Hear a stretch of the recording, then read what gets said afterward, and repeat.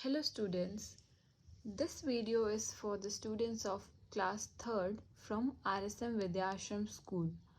So today we are going to study social science.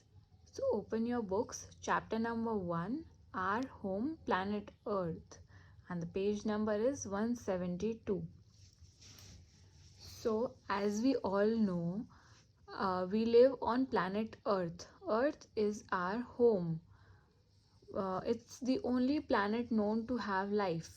Means जितने भी planets हैं उनमें से अर्थ ही एक ऐसा planet है जिस पे हमें पता है कि वहाँ life है, कि वहाँ पे लोग रहते हैं, या बाकी planets पे हमें अब तक तो नहीं पता कि कोई रहता है, तो हम यही मानते हैं कि सिर्फ अर्थ ही एक ऐसा planet है जिसमें life है.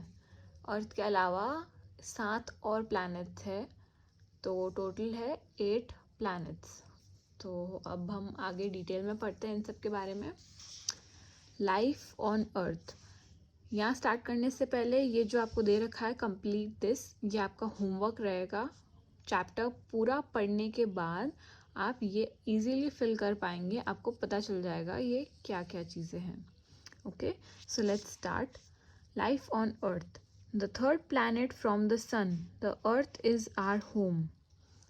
सन से जो तीसरा प्लैनेट आता है वो है अर्थ.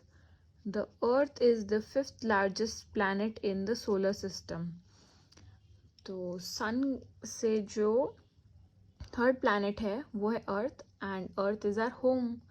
और जो अर्थ है वो सारे प्लैनेट्स में से 5th लार्जेस्ट प्लैनेट है. तो आपको क्या पता है बाकी प्लैनेट्स का क्या नाम है? अगर नहीं तो मैं आपको बताती हूँ. सबसे पहले आता है मर्क्यूरी, फिर वीनस, फिर अर्थ, जो कि जैसा कि यहाँ लिखा है थर्ड प्लैनेट अर्थ. उसके बाद आता है Mars, then Jupiter, then Saturn, then Uranus, और फिर आता है नेपट्यून. ये है 8 प्लैनेट्स हमारे सोलर सिस्टम के. तो आगे बढ़ते हैं.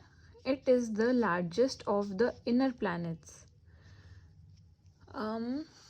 ये inner planets में से largest है. अब inner planets कौन से हैं? inner planets है जो आगे के 4 हैं, मतलब मर्क्यूरी, वीनस, अर्थ और मार्स. ये 4 planets आते हैं inner planets में, और उसके बाद वाले आते हैं outer planets में. तो it is the largest of the inner planets. It is the only planet known to have life. As I said earlier, it is the only planet to have life. We live on the planet Earth. The Earth's temperature, weather, atmosphere and many other factors are just right to keep us alive. तो अर्थ पे जो भी temperature, weather और atmosphere, मतलब जो भी वातावरण है, जो भी यहाँ का क्लाइमेट है, रहन सहन है, जैसा मौसम है, वो लाइफ के लिए, मतलब हम लोगों के लिए रहने के लिए एकदम परफेक्ट है. इसीलिए अर्थ पे ही लाइफ है, क्योंकि जो भी क्लाइमेट यहाँ पे रहता है वहाँ पे प्लांट्स, ह्यूमंस, एनिमल्स और भी अदर टाइप के लिविंग थिंग्स रह सकती हैं. About 2/3 or 70% of our planet is covered with water. Rest of the 1/3 or 30% part of the earth is land. So it says that our planet Earth is covered with land and water. मतलब अर्थ land और water से covered है. तो जो पानी वाला part है वो है कितना? 70%. तो वाटर से अर्थ कवर्ड है 70% और लैंड से 30%. मतलब अर्थ पे पानी इतना ज़्यादा है और लैंड इतनी कम है. तो 30% ही लैंड है जहाँ पे हम लोग सब रह रहे हैं, उसके अलावा पूरा पानी है, लाइक ओशन है. ओके, आप चाहें तो एक you can take a map और a globe and you can see कि आपको ग्लोब पे सिर्फ ब्लू कलर ज़्यादा दिखेगा. वो पूरा ब्लू कलर इज़ वाटर. बाकी कंट्रीज वगैरह मार्क की हुई होंगी, otherwise mostly it's water. Okay, The presence of water in a huge quantity makes our planet blue when seen from the space. Just like I said, जब हम एक globe को देखते हैं तो वो भी मोस्टली ब्लू कलर का होता है because it represents water. Just like that, जब वहाँ मून से इमेजेस ली गई, मतलब जो एस्ट्रोनॉट्स मून पे गए और उन्होंने अर्थ को देखा, तो वो ब्लू ही दिखा उन्हें क्योंकि mostly it's covered with water. तो हमारे अर्थ का कलर इसीलिए ब्लू दिखता है. Because of this our planet is often called as the blue planet, and because of this हमारे अर्थ को एक ब्लू प्लैनेट कहा जाता है.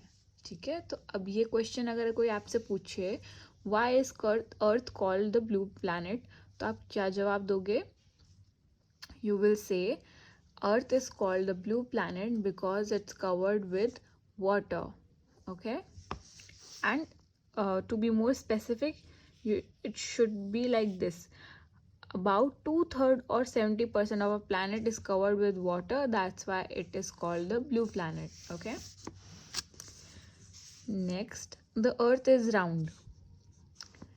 The Earth is round मतलब Earth, पृथ्वी जिसको कहते हैं, वो गोल है. Long ago, people were afraid to travel far away. They feared that they would fall off the edge.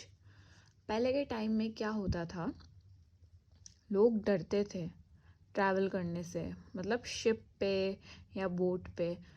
उनको लगता था कि वो ज़्यादा आगे जाएंगे तो वो गिर जाएंगे एक एज से. जैसे अपन छत पे या कोई एक पट्टी पे या एक सीधे सरफेस पे कैसे चलते हैं, उन्हें लगता था कि वो अगर उस सीधे उन्हें लगता था कि जैसे ये बुक है वैसे अर्थ एक फ्लैट प्लैनेट है, फ्लैट लगता था उन्हें.